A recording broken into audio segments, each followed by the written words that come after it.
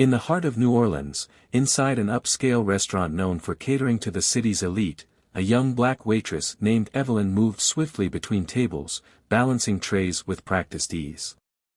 She had been working at Belle Maison for nearly 2 years, enduring the condescending glances of wealthy patrons who barely acknowledged her existence beyond a snapped finger or a curt command. Despite the long hours and the difficult customers, Evelyn took pride in her work. She had dreams beyond this place, but for now, she had to endure. Among the patrons that evening was a man known for his wealth and arrogance, Lawrence Davenport. He was the kind of man who measured people by their bank accounts and dismissed those beneath him.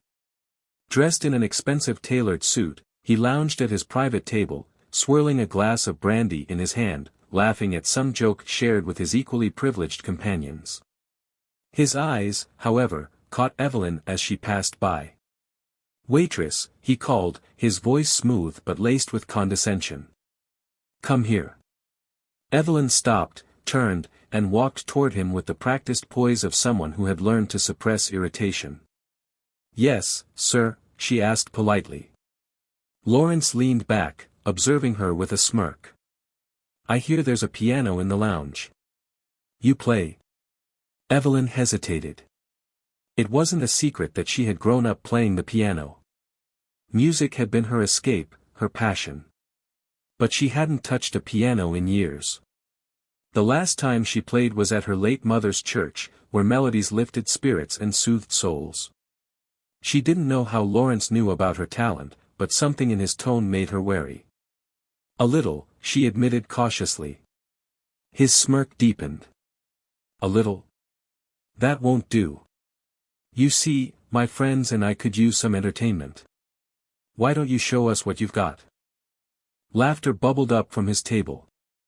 Evelyn's stomach tightened. She knew what this was. He wasn't asking her to play because he valued music. He wanted to make a spectacle of her. "I'm on shift," she said evenly. Lawrence raised an eyebrow.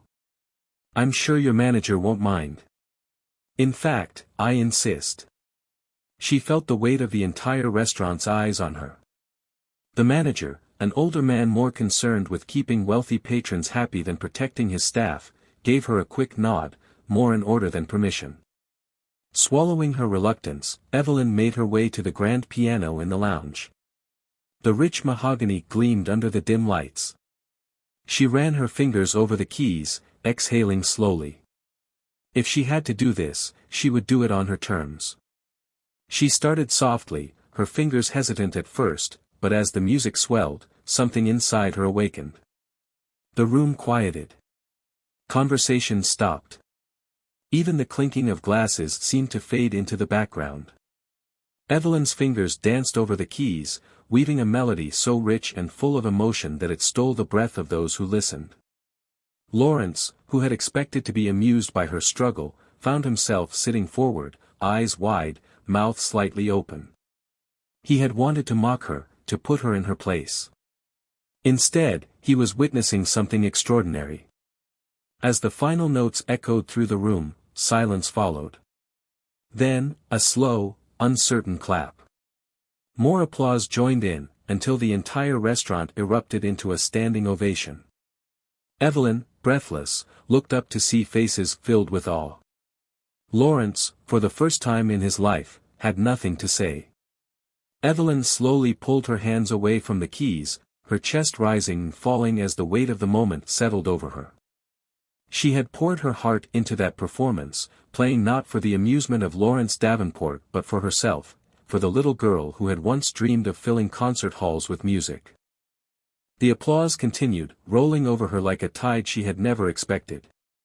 Some guests even whispered amongst themselves, marveling at the raw talent they had just witnessed. A well-dressed older woman dabbed her eyes with a silk handkerchief, and a younger couple near the bar leaned toward each other, shaking their heads in disbelief. Lawrence sat frozen, his usual smug expression replaced with something unreadable. For a man who thrived on power and control, the shift in the room was jarring. He had expected laughter, mockery, another small victory at someone else's expense. Instead, Evelyn had stolen the moment from him. She had turned his petty display into something breathtaking, something he couldn't diminish. One of his friends, a man named Richard Cavanaugh, cleared his throat and leaned in. "Well, that backfired," he murmured with a chuckle, taking a sip of his whiskey. Lawrence didn't respond immediately.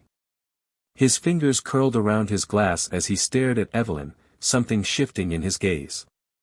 Finally, he forced a tight smile and began clapping, slow, deliberate. It was a weak attempt to regain control, but the moment had already slipped through his fingers. Evelyn stood from the piano bench, feeling every pair of eyes on her. Her hands trembled slightly, but she refused to let them see any weakness.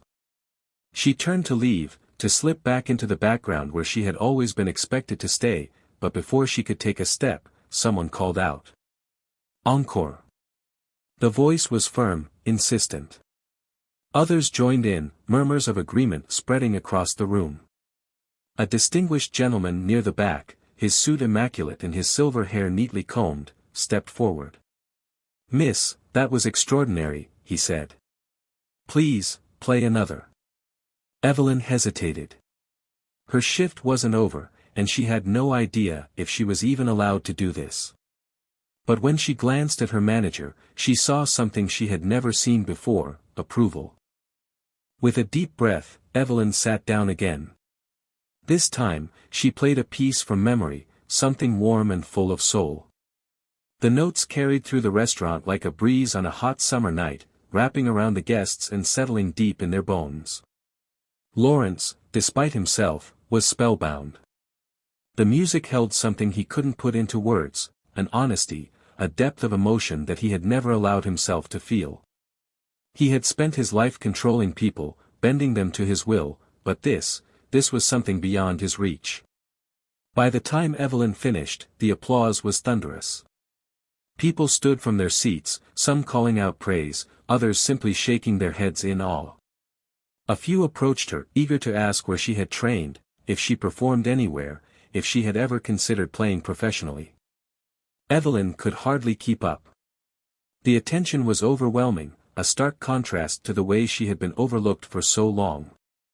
She answered politely but kept her responses brief, her heart still racing. Then, just as she turned to slip away, Lawrence stepped forward. The crowd around her parted slightly, curious to see what he would say. He smiled, a different smile this time, not the smirk of a man used to getting his way, but something smaller, more restrained. "You're quite talented," he admitted, his voice lower than before. "I underestimated you." Evelyn met his gaze, unflinching. "Yes," she said simply. "You did." For the first time that evening, Lawrence had no retort. He gave her a slow nod, then turned and walked away, leaving his untouched drink on the table. Evelyn watched him go, then let out a breath she hadn't realized she was holding. The night had changed something, shifted the balance in a way she couldn't yet understand. But as she stepped away from the piano, she knew one thing for certain. She was done being invisible. With a deep breath, Evelyn sat down again. This time, she played a piece from memory, something warm and full of soul.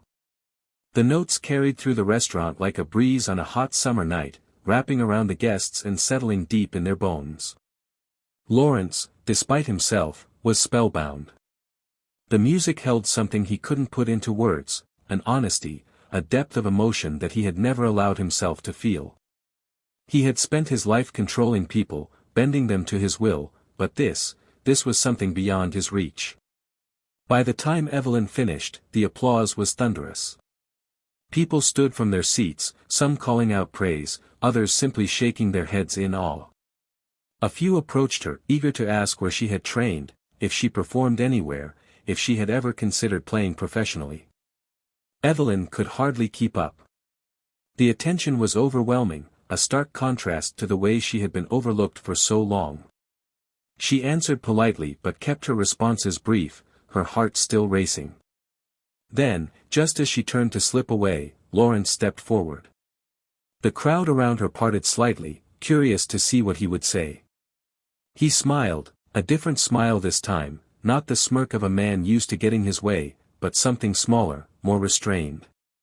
"You're quite talented," he admitted, his voice lower than before. "I underestimated you." Evelyn met his gaze, unflinching. "Yes," she said simply. "You did." For the first time that evening, Lawrence had no retort. He gave her a slow nod, then turned and walked away, leaving his untouched drink on the table. Evelyn watched him go, then let out a breath she hadn't realized she was holding.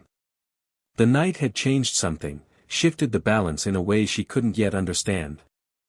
But as she stepped away from the piano, she knew one thing for certain. She was done being invisible. The days following Evelyn's performance were unlike anything she had ever experienced.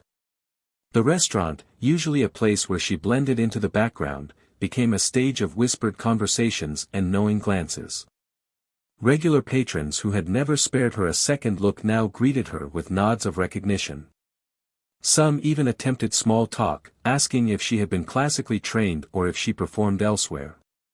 One evening, as she cleared a table near the bar, the same well-dressed older gentleman who had called for an encore approached her.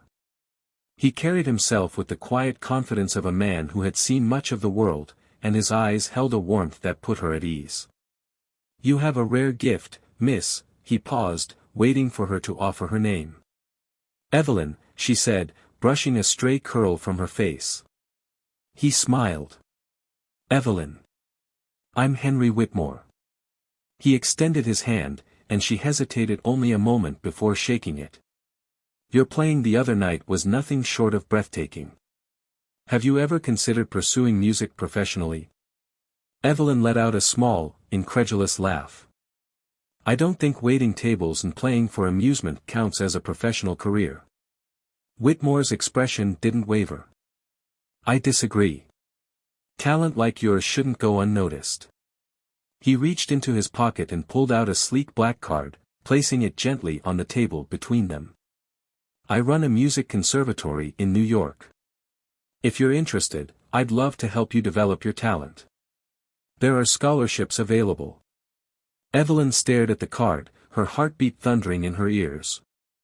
New York. It seemed like another world entirely. A place where people like her didn't just play for tips and indulgent patrons but for audiences who truly listened. She started, unsure of what to say. "No pressure," Whitmore said, sensing her hesitation. "Just think about it." With a kind smile, he turned and disappeared into the crowd.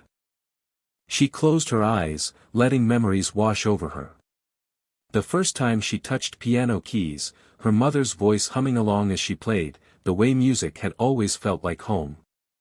That feeling had never left her, no matter how much life had tried to pull her away from it. The next morning, she carried the card in her pocket as she walked to work. She ran her fingers over the raised letters, still unsure, still afraid. At the restaurant, the air buzzed with the remnants of her unexpected performance. Customers who had barely noticed her before now asked if she would play again, if she had ever recorded anything, if they could hear her music somewhere else. It was strange, being seen. As she balanced a tray of dishes, she heard a familiar voice behind her. "Thinking about it, aren't you?" Evelyn turned to see Lawrence Davenport leaning against the bar, watching her. Gone was the smug arrogance he had worn the night of her performance. Tonight, he looked almost curious. She frowned. "Thinking about what?" Lawrence smirked, but it lacked its usual sharpness. "New York." Evelyn stiffened. "How do you?" "I saw Whitmore give you his card," he said, swirling the amber liquid in his glass. "He doesn't hand those out to just anyone." Evelyn crossed her arms. "Why do you care?" For a moment, Lawrence didn't answer. He seemed to weigh his words, as if choosing them carefully was something he wasn't used to. "Because I don't think you belong here." She blinked. "Excuse me?" He gestured around the restaurant. "You're better than this place. You know it. Everyone who heard you play the other night knows it." He tilted his head, watching her closely. "So why are you hesitating?" Evelyn clenched her jaw. Because it's not that simple, she said. I have bills to pay. Responsibilities. I can't just pack up and leave.